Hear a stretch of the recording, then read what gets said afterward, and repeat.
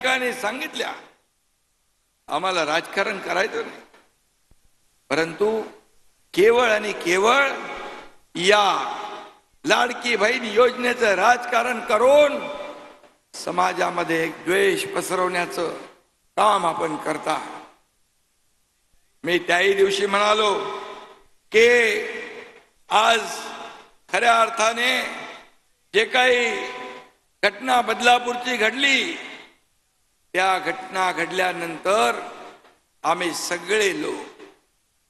सगळ्या लोकांनी त्या घटनेची गंभीर दखल घेतली आणि खऱ्या अर्थाने आज ती केस देखील आपण फास्ट ट्रॅक मध्ये चालवतो।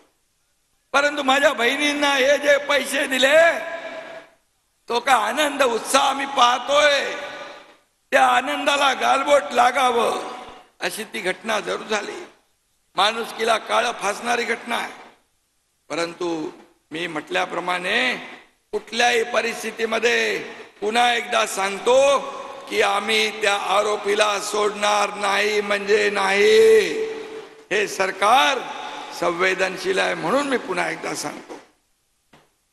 पण खऱ्या अर्थाने विरोधकांचं काय चालू आहे? या राज्यामध्ये काहीतरी भयंकर घडवण्याचा प्रयत्न आहे अशी भीती आमच्याला। आज कोणी म्हणतं बांगलादेश होईल। अरे या राज्यामध्ये हे पुरोगामी महाराष्ट्र, मतांसाठी सत्तेसाठी एवढ्या खालच्या पातळीवर आपण जाऊन प्रचार करताय। खरोखर आपण संवेदनशील असाल तर अशा दुर्दैवी घटनांचं राजकारण ताबडतोब बंद करायला पाहिजे। महाराष्ट्र बंद काय करताय? हे राजकारण बंद करा। आज कोर्टाने देखील यांच्या बंदला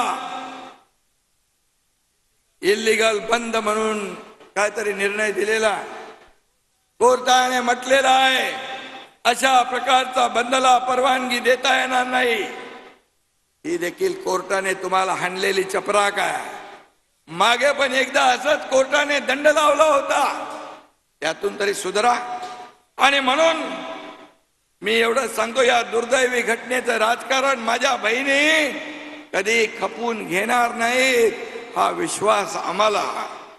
आणि म्हणून महाराष्ट्रामध्ये गोंधळ निर्माण करायचा, अराजक करायचं, सत्तेला हापापलेले जे आहेत ते बंदच्या निमित्ताने कायदा सुव्यवस्था बिघडवण्याचं काम करायचं। आणि म्हणूनच हे जे काय कृत्य आहे हे कुठल्याही परिस्थितीमध्ये महाराष्ट्र खपून घेणार नाही। या सर्वसामान्य जनता भरडली जाते आणि म्हणून लोकांना भेटीस धरू नका। अरे जे आम्ही चांगलं केलंय त्या चांगल्याचं स्वागत करू नका, पण त्याची बदनामी करू नका। माझ्या बहिला भगिनींना कोणी सांगतं विकत घेताय का? तुम्ही भीक देताय का? तुम्ही लाच देताय का? अरे 1,500 रुपये हे आमच्या बहिणींच्या खात्यामध्ये आम्ही टाकले, एवढी पोटदुखी का? कुणी याच्यामध्ये खोडा घालायचा प्रयत्न करतोय। पण माझ्या बहिणी या सावत्र भावांना जोडा दाखवल्याशिवाय राहणार नाही हा देखील विश्वास या ठिकाणी मी व्यक्त करतो।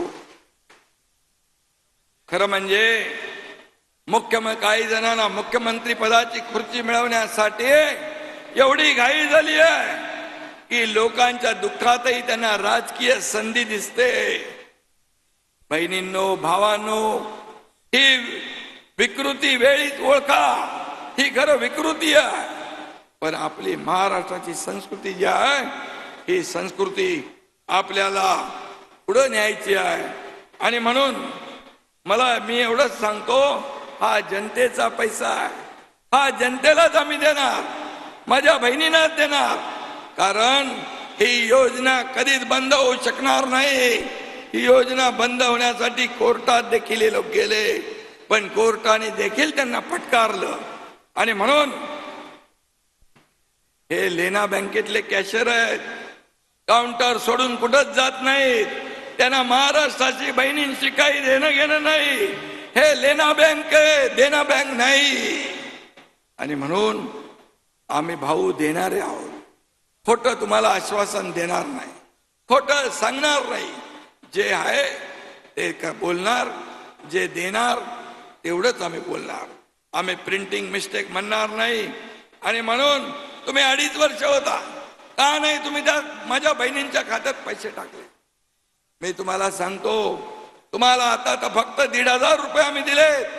आणि 1,500 रुपयाचं मोल काय असतं हे माझ्या सर्वसामान्य बहिणींना माहीत आहे. कारण कसं महिना काटकसरीने चालवतो. आम्ही देखील एका शेतकरी गरीब कुटुंबातून आलोय. माझ्या आईला देखील, माझ्या पत्नीला देखील घर चालवताना त्यांची झालेली घालमेल मी पाहिलेली आहे. आणि म्हणून सोन्याचा चमचा आणि पैशाच्या राशीमध्ये लोळणाऱ्यांना 1,500चं मोल कळणार नाही. आणि म्हणून मी सांगतो, 1,500 रुपये आम्ही दिले, तुम्ही आशीर्वाद दिला, सरकारचं बळ वाढवलं तर 1,500चे 2,000 होतील, 2,000चे 2,500 होतील, 2,500चे 3,000 होतील. कारण तुम्हाला देताना आम्ही हात आकडता घेणार नाही. कारण तुम्हाला आम्हाला लखपती बहिणी झालेलं पाहायचं आहे. लखपती बहिणी झालेलं पाहायचं या तुमच्या भावांना. आणि म्हणून